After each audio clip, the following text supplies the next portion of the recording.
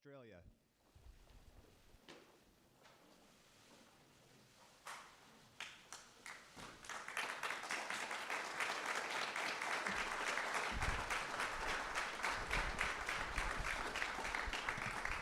Well, thank you very much. Please. We had a spectacular morning, and it's an honor being with the Prime Minister and Mrs. Morrison. Thank you very much. Australia is a fantastic country and a brilliant ally. We just spent a lot of time together with our representatives, and they get along very well, and we're doing a lot of deals. And we talked military, we talked trade, we talked about everything you can talk about. And we came to the same conclusion, I think, in every case. But I just want to say it's an honor having both of you here. Thank you very much. You have a truly great country, and I don't think we've ever had a better relationship than we have right now. And tonight we're going to have something very special in the Rose Garden. And based on all of that money we spend on all of that weather predicting equipment, they're saying no chance of rain. Let's see if that's right. If it is, we'll run right back into this room. But we're going to have a fantastic evening. And First Lady, thank you very much. You worked very hard on this. So it's not going to rain. It's going to be a beautiful evening. And great job. Really great job, honey. Thank you. Please. Scott. Thank you, Mr. President, and Mrs. Trump. We thank you also very much for the incredibly warm and generous welcome that Jenny and I and our delegation have had here in Washington and this great home of the American presidency, and indeed your home. One of the many things that the President and I share in common is a passion for jobs, and the job performance here in the United States, the jobs that are being created in Australia, the jobs that change people's lives. You know, when people get a job, they got choices. And Australia and the United States, we're committed to creating jobs. And whether it's in trade or it's whether in looking at the future and where those jobs are going to come from, we want our people to have those economic opportunities. I commend the President on the great work he's done in creating jobs here in the United States, and we're doing the same thing in Australia. And if we want to keep creating jobs, then this partnership is a big part of that, and that's why we're pleased to come together here. We share objectives in so many areas. NBC News Special Report. Here's Lester Holt. Good day, everyone. We're coming on the air to bring you live coverage from the East Room of the White House as President Trump holds a joint press conference with Australian Prime Minister Scott Morrison. We expect the president will be asked about questions now swirling around him about communications he had with an unidentified foreign leader reportedly involving Ukraine. A whistleblower complaint has raised concerns about what the president may have said or promised in that conversation. The president insisted to reporters in the Oval Office that those conversations were, quote, appropriate. Let's go to the president right now. And there seems to be a possibility in terms of a China trade deal that they might actually offer some agricultural purchases. Is that going to be enough for you, sir, No. in order to get a deal done? What do you need to see at this point to get that deal past the finish line? We're looking for a complete deal. I'm not looking for a partial deal. China has been starting to buy our agricultural product, if you noticed, over the last week, and actually some very big purchases. But that's not what I'm looking for. We're looking for the big deal. We've taken it to this level. We're taking in billions and billions of dollars of tariffs. China's devalued their currency, and they're putting out a lot of money into their economy. And they have a very bad economy right now, and I don't want them to have a bad economy. But it's the worst in, they say, 57 years. 2 weeks ago it was the worst in 22 years. Now it's 57 years, and it's only going to get worse. Their supply chain is being broken up very badly, and companies are leaving because they can't pay the 25, soon to go to 30% tariff. And we have 30% very shortly on $250 billion. We have another tariff at a slightly smaller number, as you know, on about $300 billion worth of goods and products. So they would like to do something. As you know, we're talking a little bit this week, talking a lot next week, and then top people are going to be speaking the week following. But I'm not looking for a partial deal. I'm looking for a complete deal. Before the election, sir? No, I don't think I need it before the election. I think people know that we're doing a great job. I've rebuilt the military. Scott and I were talking about that. We spent $1.5 trillion. When I came in, our military was depleted. Frankly, we didn't have ammunition, okay? but our military was in very bad shape. We've rebuilt the military. We've got one of the strongest economies. Mike Pence actually got some, who's right here, a great vice president. He was talking yesterday, and he called me. He says, boy, these numbers, these consumer numbers are incredible. The retail numbers that came out 2 days ago that really weren't reported were really, I mean, just incredible numbers. You know that very well. That's your world. And some other numbers. We're doing very well. Our economy is very strong. And China is being affected very badly. We're not. We're not being affected. In fact, we're taking in many billions of dollars. And China's eating that. You know, China's eating the tariffs because of the devaluation. Now, that doesn't happen with all countries. China's China. And they know what they're doing as well as anybody. My relationship with President Xi is a very amazing one, very good one. But we have right now a little spat. But I think we're doing very well. Our country is doing well. You look at so many different things. Look at all of the regulation cutting that allows us to do what we did. Look at what happens 3 days ago where you have an attack like that, and it takes out a big chunk of oil, and the price goes up $4, $5, and now it's heading down rapidly. That tells you that would have happened years ago. It would have gone up $50. It would have doubled. And this was a blip.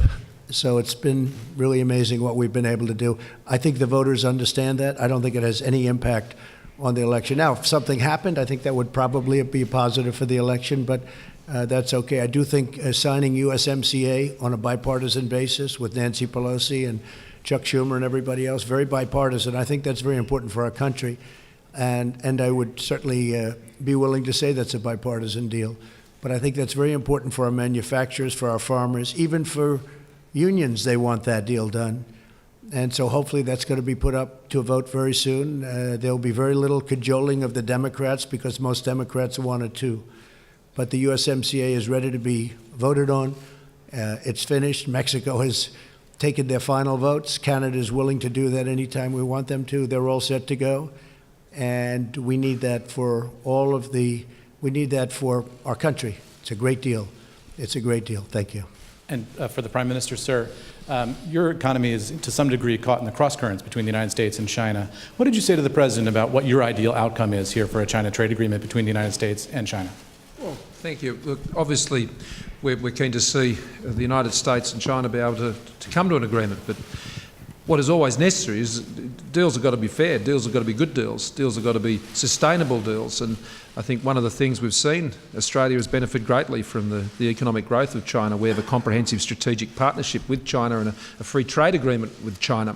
And they have grown and they have become, you know, a substantive economy in the world. And once you sort of get into that level, then you need to be able to be playing to the same rules as those other developed nations. And I think this is, you know, the new generation of deals I think we'll see China do, which the President has been working on, and he's been working on it for some time, and we wish him well in that process. There are some real serious issues that have to be addressed in that deal. Things like intellectual property, that's a big issue, and it needs to be addressed. So we look forward to them achieving it, and that providing, I think, the broader certainty and stability to the global economy, which all nations will benefit from. And we could do, Scott, a very big deal with China, and it could go very quickly, as you know, but it wouldn't be the appropriate deal. We have to do it right. And it's a very complicated deal with intellectual property protection. We have to do that and other things. I could leave lots out and have a deal very quickly, but we want to do it right. Please. Yeah, sure. Andrew.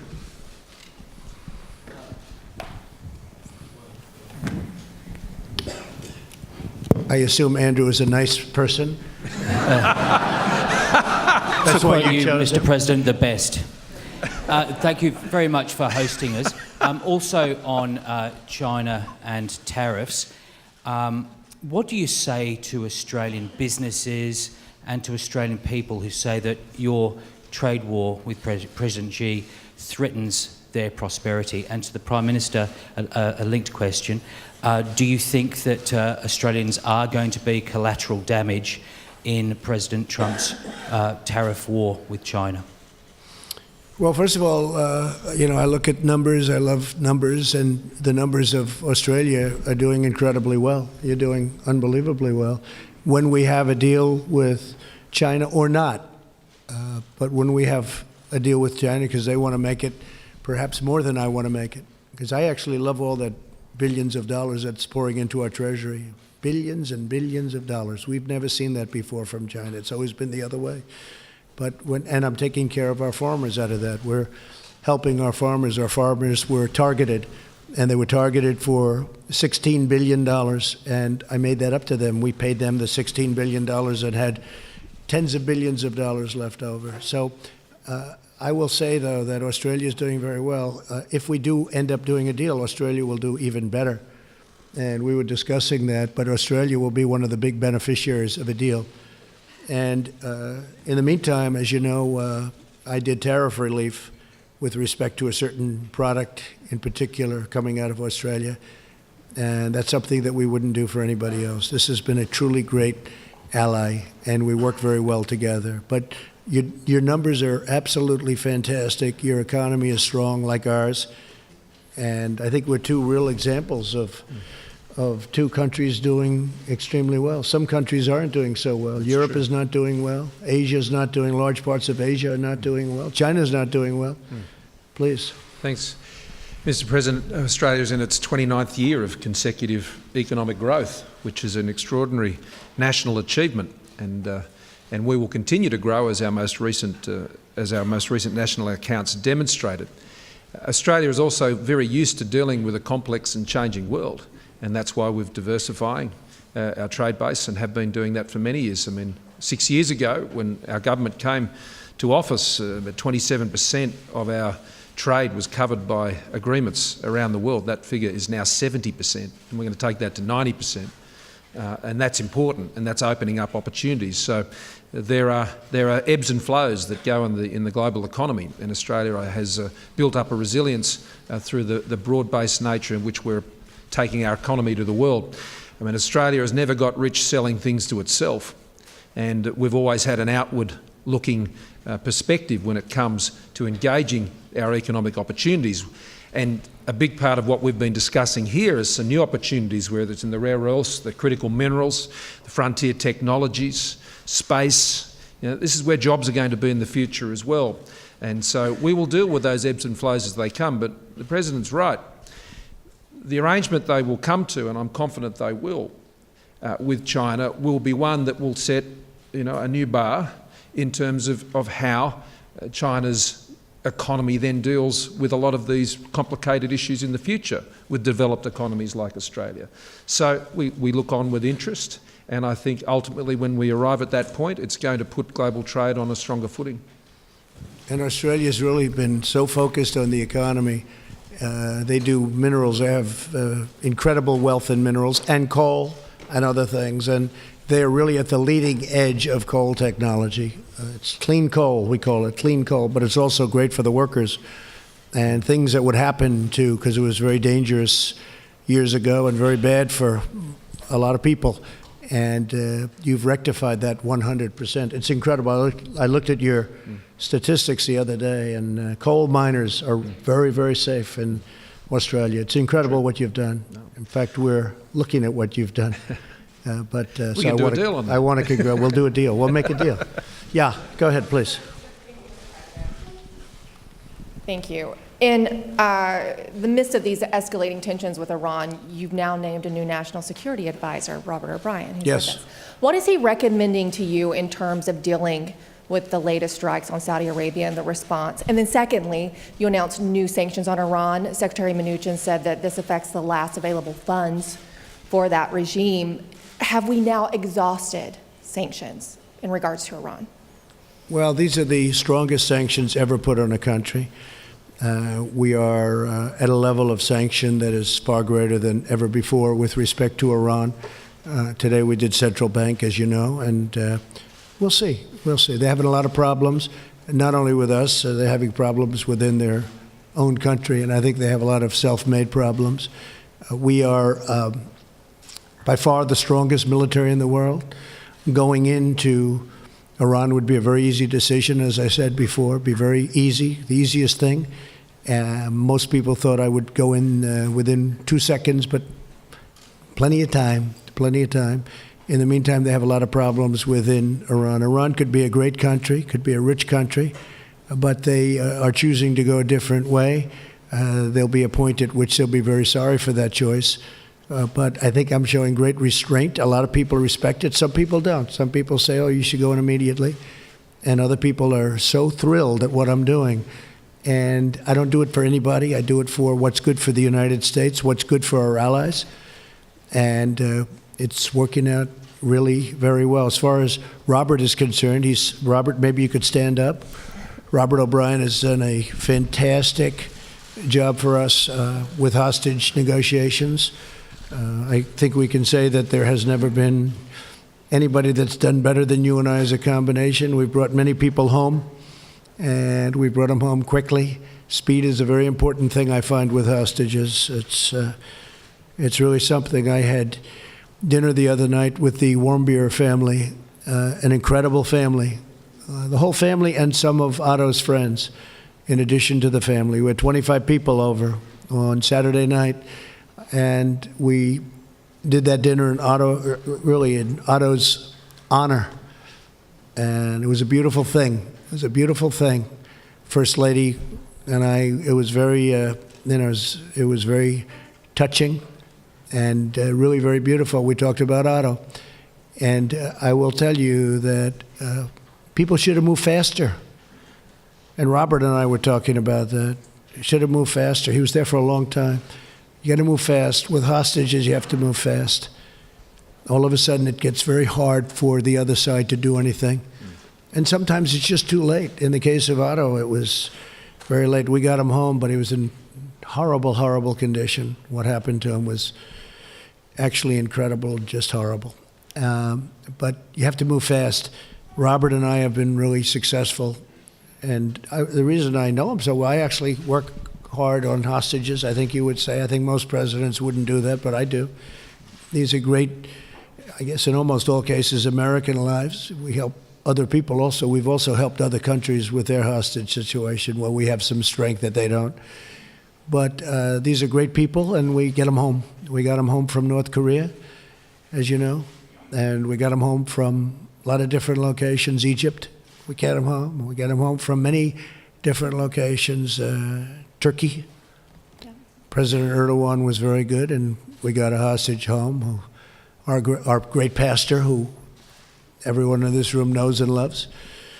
But we've had tremendous success, and what surprised me, I didn't know too many people knew Robert, and when it came time to pick somebody for the position, it's a very critical time, I had so many people, I shouldn't say this in front of Robert, he'll be embarrassed, but I had so many people that called me, and they recommended Robert O'Brien.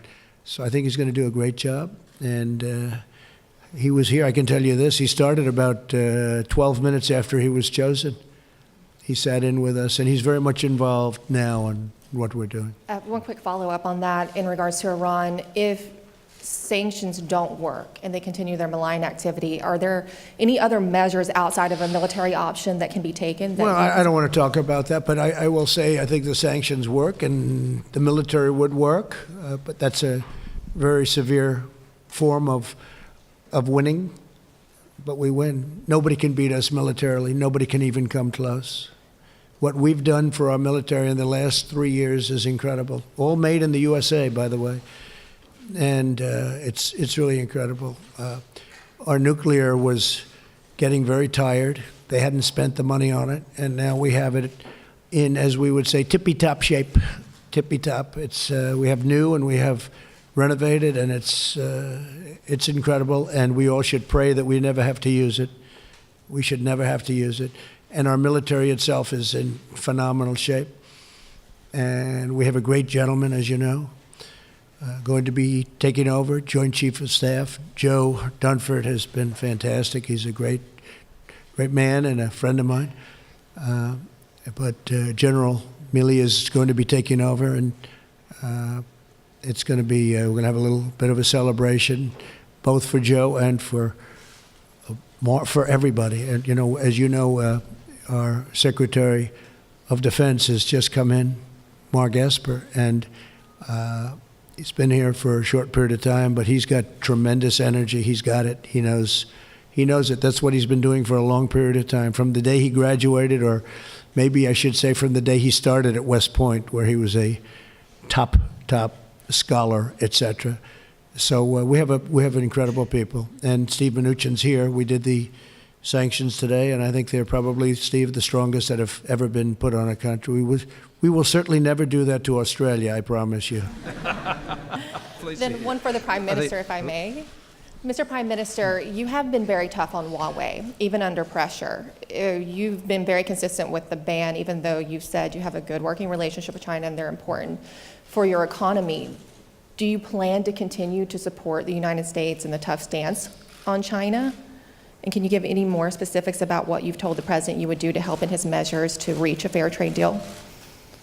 Well, first of all, I mean, we have the most perfect of relationships with the United States, and goes back a century and more, as the President was reminding us on the lawn this morning. We have a comprehensive strategic partnership with China. This is the part of the world in which we live, and managing that relationship is important to Australia's national interests. One thing I can always assure you, and I think the President can say the same, we will always, both of us, act in the national interests of our countries. We will always put our country's interests first. And that means engaging countries in our own region, not just economically, but at a people to level as well. We have a lot of operations we do together right across the world militarily, and we'll continue to do those. But the focus, I think, at the end of the day, has to be what's best for our people. And that means a stable, secure region, and the presence of the United States in the Indo-Pacific, where they have been for a very long time, is a stabilising force in the region. And what does that mean? It means that countries can trade with each other, economies can develop, people come out of poverty. The United States has had a positive presence in our region, and that's why we always work together, because we share objectives. It isn't a matter of the United States saying to us, we need you to do this, or Australia saying to the United States, we need you to do this. It's about us having shared objectives and looking through the world through a similar lens. And so that just naturally brings us together to focus on the things that promote prosperity. As I started out in my remarks today, we love jobs, the President and I. We love jobs. And we like them jobs here, and we like jobs everywhere. And when people have jobs, well, they tend to focus a bit more on the things that are going on in their lives every day, and making sure they can live peacefully with each other.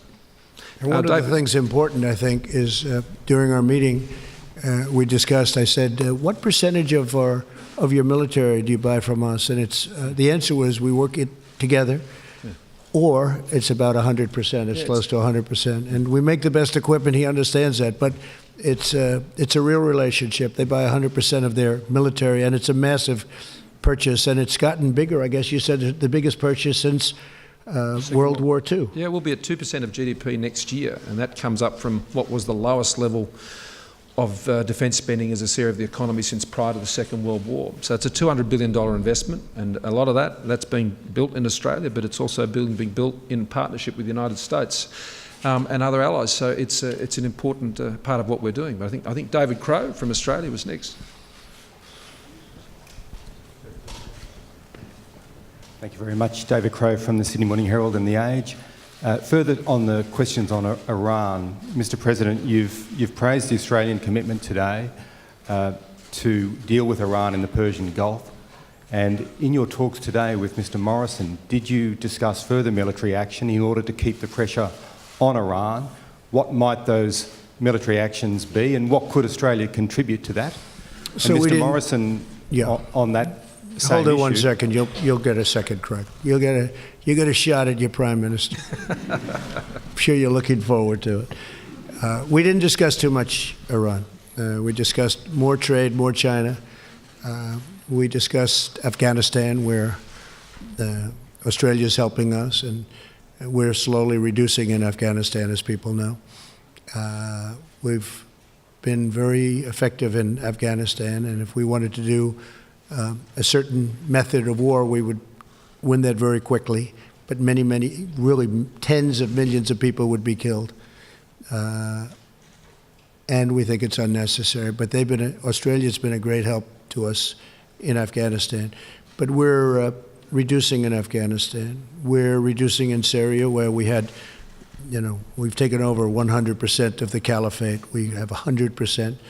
When I came in, it was smaller, but it was a mess. It was all over, and now it's it's in a position, and I won't repeat what I said before with the prisoners, but we have thousands of ISIS fighters from our work in capturing 100% of the caliphate.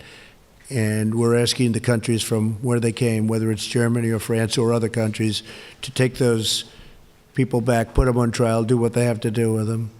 But the United States will not keep thousands and thousands of people for the next possibly 50 years or whatever it may be. It's going to be up to those countries. We did them a big favor. We went in, we took them down. The ISIS fighters, in the end, weren't very good fighters against the United States. But we have thousands of them, and we want them to be taken over by Germany, France, and all of those countries from where they came. Okay? Thank you. And Mr. Morrison, on the same issue of Iran, are you open to further military action against Iran, or is the Australian commitment solely contained to a freedom of navigation patrol exercise? Well, as the President said, I mean, there are no further activities planned or requested for assistance from Australia. So the question to that extent is moot. And I want to commend the President, who's demonstrating, as he said in the earlier press conference in the Oval Office, restraint. There are other measures that he and the Secretary have announced today, and they are pursuing those channels. So the calibrated, I think, very measured response that the United States is taking has been a matter for them, and obviously at any time when issues are raised with us as an ally, we consider them on their merits at the time and in Australia's national interest. So I think that's where that's heading.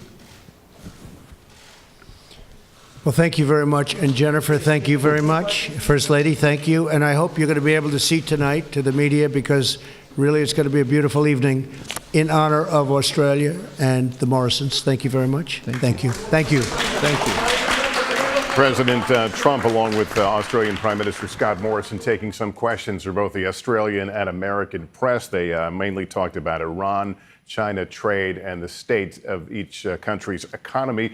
The president didn't address this ongoing issue over a whistleblower who reportedly overheard a conversation the president had with another leader that has raised a lot of concerns in the Capitol, on Capitol Hill. Let's go to Hallie Jackson right now, who's in the East Room where that news conference just concluded. Hallie? Hey, Lester, you're right. The president didn't talk about what is among the biggest news of the day today, and that is this discussion, this whistleblower complaint, and whether it had to do with that July 25th phone call that President Trump had with the Ukrainian leader, as the Washington Post is now reporting. The president talked extensively about that in the what we call a pool spray, the one-on-one meeting with the Australian Prime Minister just prior to this news conference, in which the president described all of his conversations with foreign leaders as perfectly appropriate. He also said that he believed this whistleblower complaint was, in essence, nothing. But keep in mind, Lester, that this Trump administration, the president's team, is essentially blocking Congress from getting the information that it wants, specifically House Democrats, related to this complaint. It is just the latest in a series of major battles between the White House on this end of Pennsylvania Avenue and Capitol Hill on the other hand. You did hear the president, though, address here in the East Room at this news conference another major issue, and that is the escalating tensions with Iran. The president just hours ago initiated new sanctions, he announced, on the Iranian National Bank, essentially. He talked about how he believed those were the best option, but is keeping the military option open.